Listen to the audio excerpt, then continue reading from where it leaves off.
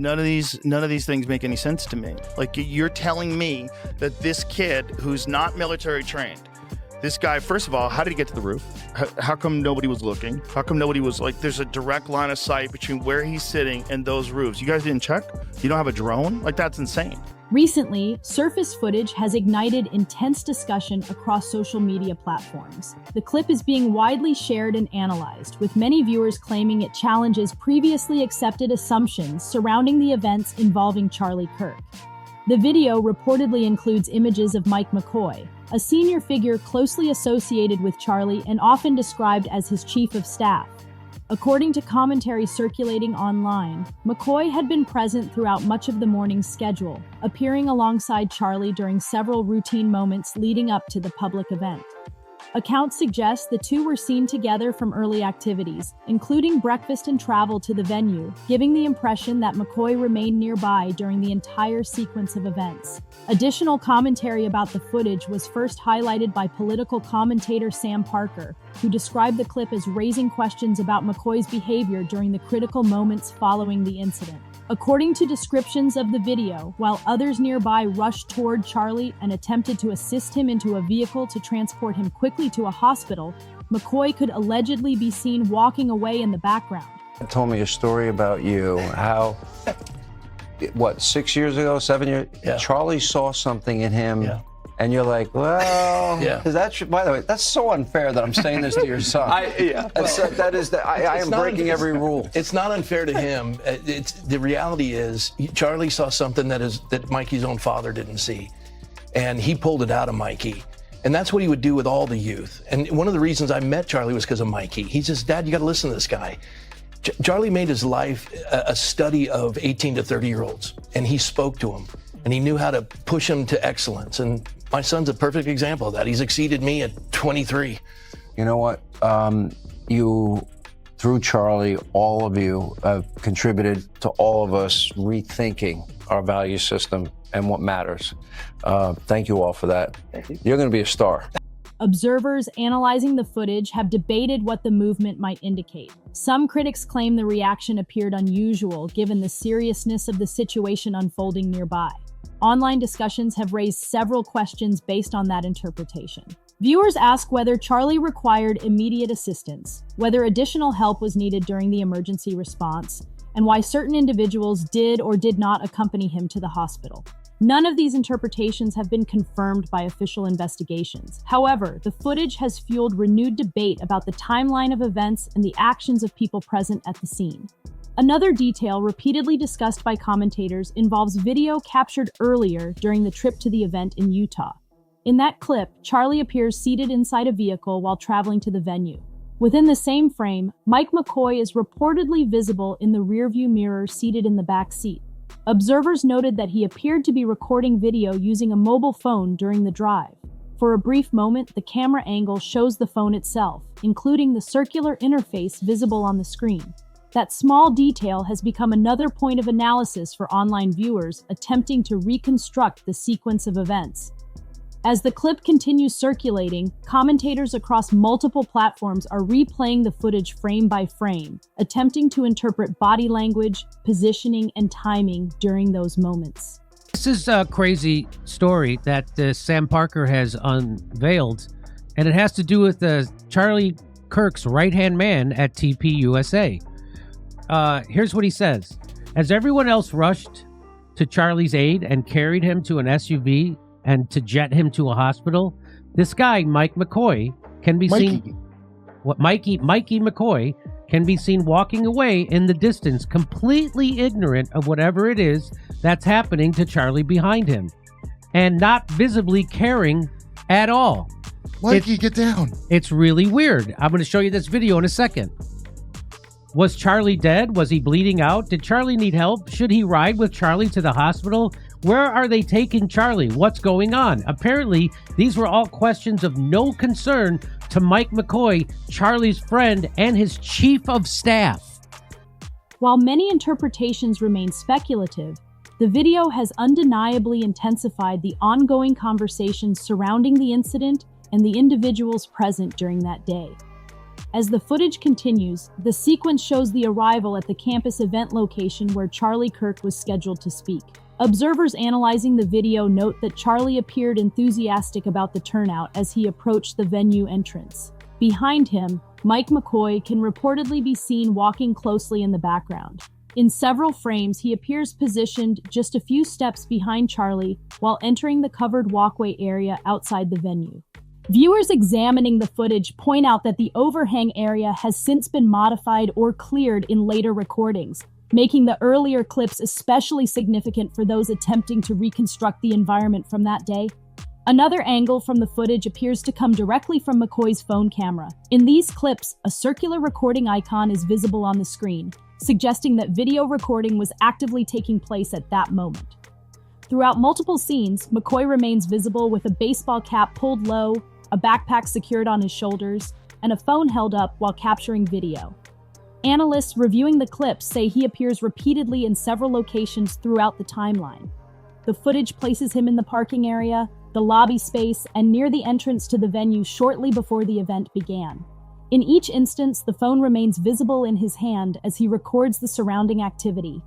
Soon afterward, the video shows the group entering a vehicle and continuing toward the event area. Commentators reviewing the sequence have speculated about whether any unusual tension existed during that time, although no confirmed evidence has established such claims. In later frames, McCoy is again visible near the event tents outside the venue. He appears standing near the corner of a tent structure with the phone still raised. Observers studying the clip note that the phone remains visible while he appears to record, send messages, or speak briefly with someone nearby. The repeated presence of the device has become one of the most widely discussed details among viewers analyzing the footage. The camera then captures a moment where McCoy moves behind the tent structure and emerges from the other side, walking away from the area. That brief moment has become one of the most replayed portions of the video circulating online. Commentators repeatedly review the sequence frame by frame, attempting to interpret the timing of his movement relative to events happening nearby. Another detail that has drawn attention appears in the vehicle footage captured earlier in the day. In that clip, McCoy's reflection can be seen faintly in the rearview mirror while he continues holding his phone. To some viewers analyzing the clip, the calm posture visible in those frames appears striking. Others caution that interpreting body language from brief video segments can easily lead to misleading conclusions. As the footage circulates across platforms, online commentators continue dissecting the sequence in detail, focusing on positioning, movement patterns, and recording activity visible in the clips. React after Charlie gets shot. Let's watch how he reacts. Mikey is still there, phone in hand, still filming, still texting, still talking. Charlie is about to be killed. Mikey's still standing loyally by, right there. And then let's watch him walk away. So he goes behind it, and he comes out right here. He just walks away. There he is, walking away. Wow. So there he is, walking away. That's him. That's him walking away. While interpretations vary widely, the video has become a central element in the broader discussion surrounding the events of that day and the individuals present at the scene. Additional commentary surrounding the footage includes remarks from individuals who described the professional relationship between Charlie Kirk and Mike McCoy. According to accounts shared in interviews, McCoy had been introduced to Charlie through family connections and quickly became one of the younger figures working closely within the organization. Those familiar with the situation have stated that Charlie frequently focused his outreach on younger audiences, particularly individuals between the ages of 18 and 30. Observers often noted that he placed considerable effort into mentoring younger voices and encouraging them to develop leadership roles within the movement.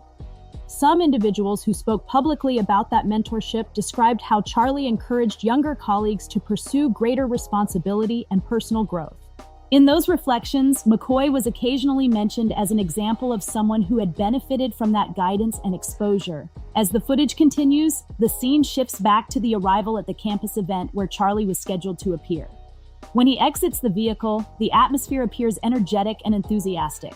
Crowds can be seen gathering with signs and phones raised, creating a lively environment around the event area. Supporters appear excited as Charlie greets attendees and begins interacting with the audience. Within the same sequence, Mike McCoy remains visible in the background. In several frames, his reflection can again be seen faintly in the rearview mirror while holding his phone. Commentators reviewing the footage have noted that McCoy appeared to continue recording portions of the event as the group approached the main tent area. As Charlie moves through the crowd, shaking hands and posing for photos with attendees, McCoy remains nearby but generally outside the center of attention. Meanwhile, discussions occurring in parallel online referenced historical examples of violence against public figures, including past incidents involving leaders and political figures. Those references appeared in commentary as individuals debated security questions and broader safety concerns for high-profile speakers. Other voices in the conversation pushed back strongly against speculation that had begun circulating online.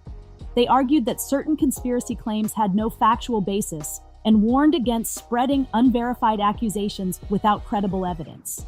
As the footage progresses, Charlie eventually approaches the main event tent where he begins addressing the crowd. McCoy is again visible near the edges of the gathering, standing quietly while the speech begins. According to viewers analyzing the clip, the atmosphere appears normal and focused as the speech starts. However, several commentators have pointed out that the tone of the video seems to shift shortly afterward. Side.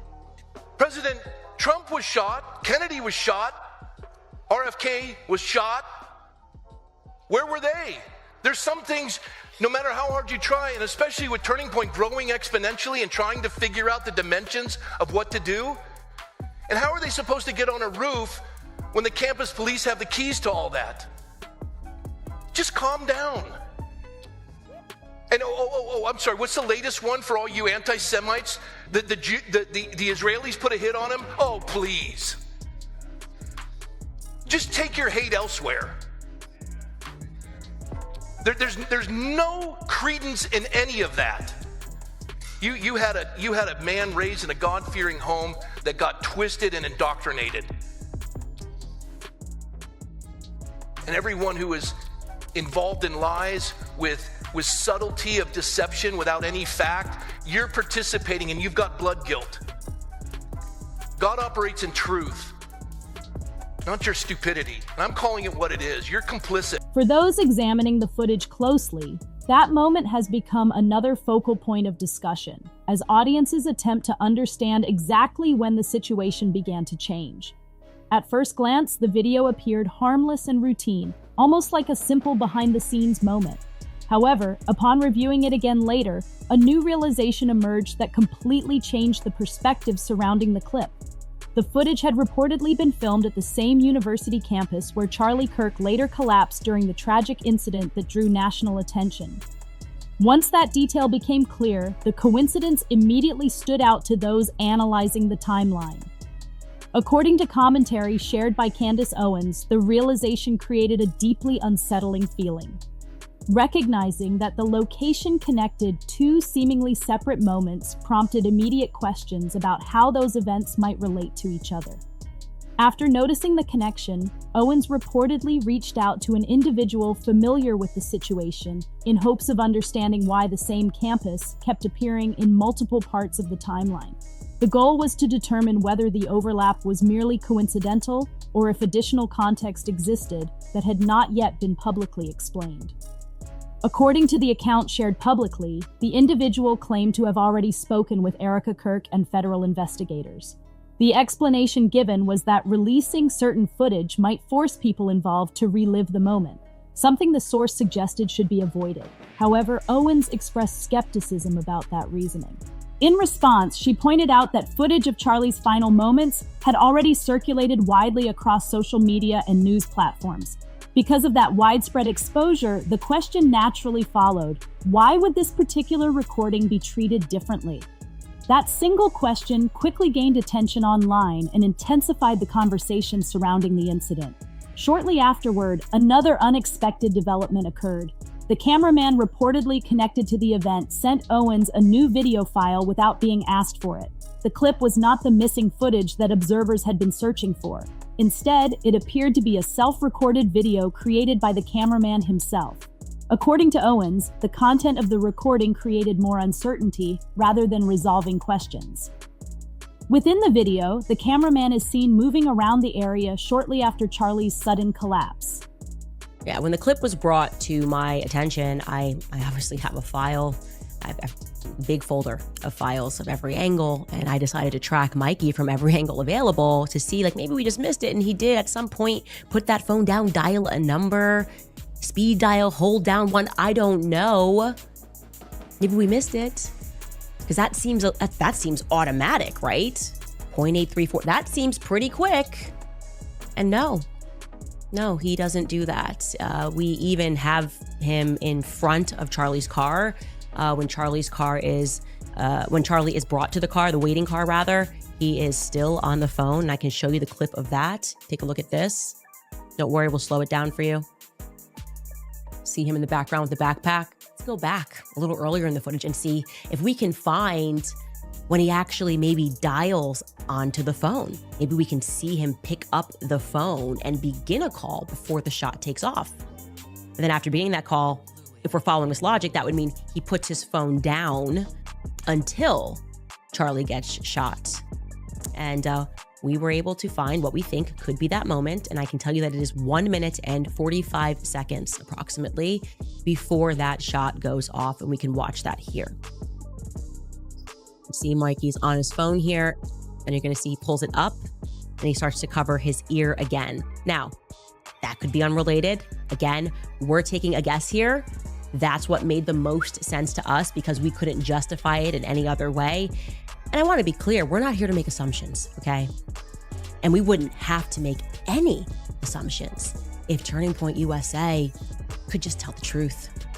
They could just be open and they could be honest about everything. Okay, I obviously went out to both Mikey McCoy and Andrew Colvett for a statement, asked those two questions. Hey, who were you on the phone with? What's going on here?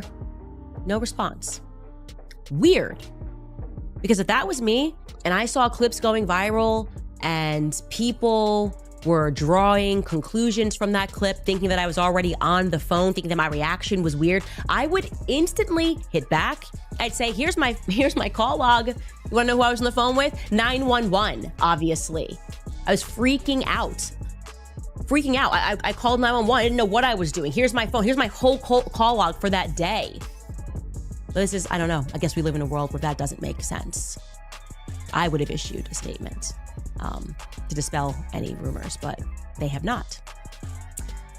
Here's what I want to say, and I honestly understand I'm preaching to the choir here. Everything about this is wrong. You know it, and I know it. But I actually know it better than most because I helped build that organization. The scene around him appears chaotic, with people shouting, security personnel rushing in, and bystanders reacting to the unfolding emergency. Despite the visible tension in the environment, the cameraman appears calm while continuing to film the surroundings. Viewers who later examined the clip described the recording style as deliberate and steady, which contributed to the unusual tone many observers perceived. Owens later stated that the existence of this footage contradicted another public statement made earlier that same day. That statement had been posted by political figure Tyler Boyer, who wrote that law enforcement officers instructed everyone present to stop recording immediately after the incident occurred. However, the newly surfaced footage suggested that at least one camera continued recording well after the moment when filming was reportedly supposed to end. This discrepancy between statements quickly became one of the most discussed aspects of the timeline. If cameras had indeed been ordered to stop, viewers began asking how additional footage could still exist. The revelation sparked further questions among online audiences who began reviewing the clip carefully. According to Owens, approximately 4 minutes of footage were captured between the first visible signs of trouble and the point when the cameraman finally stopped recording. Those 4 minutes have since become the focus of extensive discussion. Commentators across multiple platforms began examining the timeline second by second in an attempt to determine whether the footage might contain overlooked details. Online forums and discussion threads quickly filled with viewers analyzing every frame of the clip. Some commentators argue that the conflicting accounts about camera restrictions suggest confusion during the emergency response. Others believe the difference in explanations may point to additional information that has not yet been publicly clarified. Because both interpretations remain possible, the disagreement about the timeline has continued to fuel debate. One side maintains that authorities moved quickly to secure the area and halt all recordings immediately after the incident began. So there they are. They're in the car. So that's Charlie Kirk. They're on their way to the event in Utah. Mike McCoy can be seen in the rearview mirror. Look at that. Wearing a ball cap. So Mike McCoy, his chief of staff, is in the back seat and he's filming it. That's him right there. Mike's phone is visible for an instant. Notice the circle. That's his phone. Okay. So now they pull up on campus and Charlie's happy about the big turnout.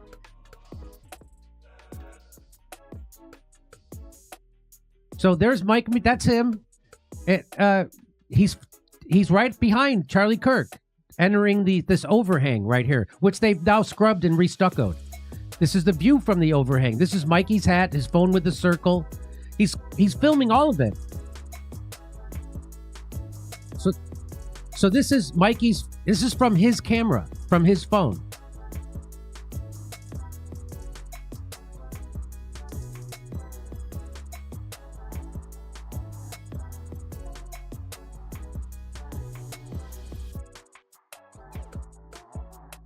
So this is there you go. That's there he is right here. Still trailing him, still filming everything. Another group argues that there was a measurable delay before filming was actually stopped. As new voices join the conversation, the timeline appears to shift slightly depending on which accounts are being referenced. This uncertainty has led many observers to continue searching for additional footage or documentation that could provide clearer answers. In the meantime, audiences online have effectively turned into investigators themselves, reviewing clips repeatedly, comparing timestamps, and discussing possible interpretations of the available material. Each replay of the footage generates new discussions and additional theories about what might have happened during those crucial minutes. With so many unanswered questions still circulating, one central issue continues to dominate the conversation. Was the confusion surrounding the timeline simply the result of a chaotic emergency situation? Or could there be details that investigators have not yet publicly released? Until more definitive information becomes available, that question remains open. If this analysis added perspective to the discussion, consider sharing thoughts in the comments. Be sure to like the video, subscribe for future updates, and share the content with others following the story.